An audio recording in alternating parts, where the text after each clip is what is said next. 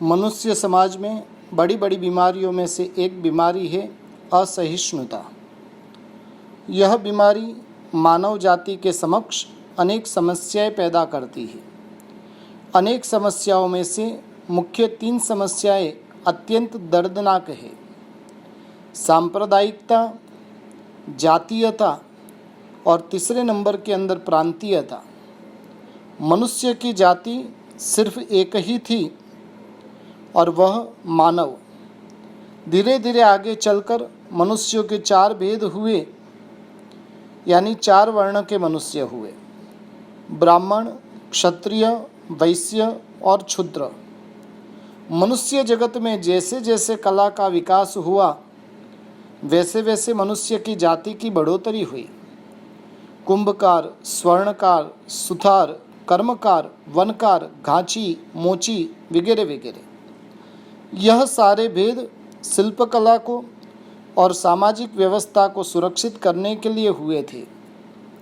कोई शिल्पी किसी अन्य कला में अनधिकार चेष्टा न करे, इसको ध्यान में रखते हुए मनुष्य जाति को कर्तव्य का पाठ पढ़ाया गया था। कर्तव्य के अनुसार सब मनुष्य को सटीक अधिकार मिला करता था।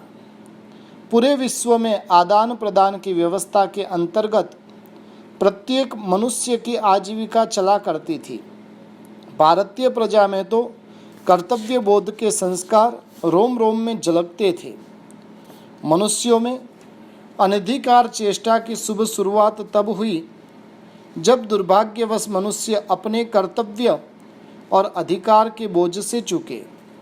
बड़ों के प्रति आदर भाव और छोटों के प्रति स्नेह वात्सल्य भाव जो परस्पर के प्रति मनुष्यों में था, वे धीरे धीरे कम होते गए। फलतः मनुष्य में रहा विवेक का संतुलन बिगड़ गया। कर्तव्य कुछ भी करना नहीं है, पर अधिकार के लिए जरूर लड़ाई करता। कर्तव्य हमें सिर्फ देना सिखाता है, और वह भी बिना शर्त के। कर्तव्य में दान, धर्म, पुण्य, समर्पण भाव, भक्ति, आज्ञा पालन, अनुशासन आदि अनेक अच्छे गुण समाहित रहते हैं। किंतु अधिकार हमें सिर्फ लेना और लेना ही सिखाता है, और जब वो अधिकार की पराकाष्ठा हो जाती है तो साथ ही साथ छीनना भी सिखा देता है। वैर विरोध सिखाता है। अधिकार में अनिष्टों का वास है, उसमें से ही जन्म हुआ असहिष्णुता का। आज की परिस्थिति में हर एक क्षेत्र में सिर्फ अधिकार की ही लड़ाई चल रही है। यह लड़ाई आज पार्लियामेंट से लेकर घर तक चल रही है। दूर को आप मत देखिए, सिर्फ अपने घर पर ही निगाहें डालिए। एक नज़र घर को ही देख लीजिए। बच्चों से लेकर बूढ़ों तक सब व्यक्ति अधिकार के लिए संघर्ष कर रहे हैं। एक बच्चा अपनी माँ से कह रहा है, माँ, दीदी के लिए कीमती कपड़े आए और मेरे लिए सस्ते कपड़े। माँ ने कहा, बेटा, इसमें दिल छोटा करने जैसी कोई बात नहीं है। अभी तू छोटा है, दीदी बड़ी हो गई है। तू जब बड़ा हो जाएगा तेरे कपड़े भी कीमती आएंगे। लड़के ने कहा, छोटा हुआ तो क्या हो गया, मैं भी तो तेरा लड़का हूँ। इस घर में दीदी का जितना अधिकार है, मेरा भी उतना ही अधिकार है। मैं सब जानता हूँ। दीदी को ही सब ज़्यादा प्यार करते हैं और मुझे सब उपेक्षा करते हैं। उसके लिए हर एक वस्तु महंगी महंगी आती है और मेरे लिए सब सस्ती चीज़ें आती है। एक छोटी बात को लेकर बच्चा अधिकार तक पहुंच गया।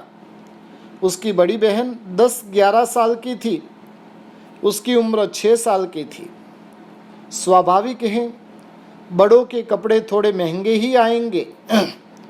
बच्चे सीखते हैं कहाँ से? अपने ही घर से, अपने ही समाज से सीखते हैं। देवरानी और जेठानी के बीच में ऐसी ही किसी छोटी बात को लेकर द्वंद्व चलता है। दोनों ही सास ससुर की तरफ ख्याल कर रखती है। सास ससुर किसको ज़्यादा प्यार करते, किसकी घर में ज़्यादा पुछ पुछ होती है, इसका ख्याल दोनों ही बहुएं रखा करती है। सास दोनों में से किसी एक को ज़्यादा लाड़ प्यार करे तो दूसरी को अवश्य जलन होती है। एक को घर की जिम्मेदारी दे दे तो दूसरी का मुंह फूल जाता है। यह है अनधिकार चेष्टा। दोनों को अगर कर्तव्य बोध का ज्ञान हो तो जेठानी घर की जिम्मेदारी खुद संभाल ले, हर एक काम देवरानी के साथ मिलकर करे, घर के काम का एहसास दिलाती रहे। देवरानी के साथ कभी उसका मनमुटाव नहीं होगा। अगर देवरानी समझ ले बड़ी दीदी मुझसे इस घर में पहले आई है, भले ही वह घर की जिम्मेदारी संभाले, मैं छोटी बहन की तरह उसके कामों में हाथ बटाती रहूँगी, मुझे भी कोई परेशानी नहीं रहेगी और दीदी को भी कभी कमी महसूस नहीं होगी। जेठानी भी दूसरी सासू माँ की तरह है, मुझे उनसे बहुत कुछ सीखना है। मैं उनके सामने बहुत छोटी हूँ, मैं घर के कामों में उसके साथ हाथ बटाऊँ, यही मेरा कर्तव्य है। देवरानी जेठानी की इस प्रकार की विचार सरणी हो तो हर घर में अमन चैन सदा बरकरार रहेंगे। अधिकार की लड़ाई क्या सिर्फ घर में ही चलती है? पूरे विश्व ब्रह्मांड में सर्वत्र सिर्फ अधिकार को लेकर ही झगड़ा चल रहा है। समाज में, प्रांत में, देश की पार्लियामेंट में भी अधिकार को लेकर खिंचातानी चल रही है। आतंकवादियों का ध्येय क्या है? किसी प्रांत के ऊपर अपना कब्जा जमाने का होता है। वे पहले उस प्रांत में अपना आधिपत्य जमाने के लिए भ्रष्ट नेताओं से हाथ मिलाते हैं, फिर वहाँ की राज्य व्यवस्था को अस्थिर बनाने की कोशिश करते हैं, प्रजा को डरा धमका कर अपनी सत्ता कायम रखने की कोशिश करते हैं। आदमी की सबकी रुचि भिन्न भिन्न होती है। सबको एक रुचि में लाने के लिए कर्तव्यों का पाठ सिखाने की कोशिश करनी चाहिए। एक परिवार के जितने भी सभ्य हैं, सबकी भोजन की रुचि अलग अलग है। मनुष्य की इस भिन्नता को आप ठोक पीट कर नहीं मिटा सकते हैं। कहा भी है, आप रुचि खाना और पर रुचि पहनना। अपनी अपनी रुचि के अनुकूल ही सब भोजनादि करेंगे। इस भिन्नता को मिटाने के चक्कर में न पड़े। एक करने का सबसे अच्छा तरीका है सह अस्तित्व की चेतना को विकसित करें। परिवार में साथ रहने के लिए सहन करने का पाठ पहले सिखाओ। समन्वय की भावना का भाव, आत्मोपम्य भाव सबके अंदर जगाए। आदिम युग से मनुष्यों की लड़ाई विचारों के द्वारा चलती आ रही है। यह संघर्ष हमेशा चलता रहेगा। व्यक्ति संपूर्ण जीवन जन्म से लेकर मृत्यु तक सिर्फ संघर्ष करता रहता है। एक पल भी संघर्ष से विराम नहीं होता है। वह हमेशा किसी न किसी समस्या में उलझा रहता है। समस्या का जब तक कोई अंत नहीं आ जाता, उसका कोई समाधान नहीं आ जाता, तब तक वो संघर्ष का विराम कैसे हो सकता है? एक बेटा जब बड़ा हो गया तब उसने अपने बाप से कहा, पिताजी अब मैं आपके साथ नहीं रहना चाहता हूँ। पिता ने पुत्र से प्रश्न किया, क्यों बेटा, अचानक तुझे क्या हो गया? तब बेटा कहता है, मैं अब बड़ा हो गया हूँ, अलग रहकर मैं अपना नाम कमाना चाहता हूँ। पिता समझदार था। बेटे की बात सुनकर उसे समझ में आ गया बेटा क्यों साथ में रहना नहीं चाहता है। बेटे को मेरे अनुशासन में रहना पसंद नहीं है, वह अपना जमाना चाहता है। अतः बुद्धिमान पिता उससे कहता है, बेटा अब तक तू मेरी छत्र छाया में पलता रहा, आज से मैं तेरी छत्र छाया में रहूँगा। कोई खास बात नहीं है, तेरी देखरेख में अब से मैं पलता रहूँगा। घर की सारी जिम्मेदारी तुझ पर छोड़ देता हूँ। आज से तू ही इस घर का मालिक। पुत्र तुरंत प्रसन्न हो जाता है। पुत्र के मन में अहं का अंकुर फूट गया था। वह यह सोचता था, मैं क्यों पिता के कहने में रहूं। पिता ने जैसे ही कह दिया कि घर की पूरी जिम्मेदारी आज से तेरी, बात खत्म हो गई, समाधान हो गया। यह है समन्वय की दृष्टि। अगर इस जगह पर बाप को अहंकार नड़ता और कहता मैं बड़ा हूँ, मैंने तुझे जन्म दिया है, बड़ा किया है, आज तू मेरे कारण यहाँ तक पहुँचा है, तो बात उलझ जाती थी, समस्या का समाधान नहीं होता था। बेटे का अहम और भी बढ़ जाता। वह बाप के साथ रहना तो दूर, बाप से बहुत ही दूर चला जाता। बाप को नीचे गिराने की कोशिश करता। उस वक्त बाप बेटे को उपदेश देने की कोशिश करता तो अनर्थ होने की संभावना थी। बेटे को बाप के प्रति सहिष्णु भाव नहीं था। व्यवहार का नियम ही है, अगर सामने वाला गर्म हो रहा हो तो अपने आप को थोड़ा नरम रहकर परिस्थिति को सुधार लेना चाहिए। अगर सामने वाला नरम है तो गर्म होकर परिस्थिति में सुधार लाना चाहिए। गर्मा गर्मी में उपदेश कोई काम में नहीं आता है। एक कथानक है, बया पक्षी ने एक बार बंदरों को बारिश में भीगते हुए देखा। उसके मन में हुआ कि बंदर भाई सामर्थ्यवान होते हुए भी बेमतलब हमेशा बारिश में भीगते रहते हैं। उनको चलो थोड़ा सुझाव दे देता हूँ, जिससे वे अपना घर बना के रहे। जब जब बारिश होती है बेचारा बंदर भीग जाता है। अतः बया ने उनसे कहा, बंदर भाइयों, तुम पानी से भीग गए हो, कांप रहे हो, हर बार ऐसा ही होता है। तुम ठंड में कंपते हो, तुम्हारे हाथ है, पाँव हैं, मनुष्य की तरह तुम्हारी बुद्धि भी है। तुम अपना अपना घर क्यों नहीं बना लेते हो? देखो, हाथ न होने के बावजूद भी हमने चोंच और पाँव से अपना घोंसला बना दिया। कितनी भी बारिश हो, कम से कम नींद में शांति से बैठ तो पाते हैं। सिर्फ बारिश से ही नहीं, धूप और छांव से भी बचते हैं। फिर तुम क्यों दुख में रहते हो?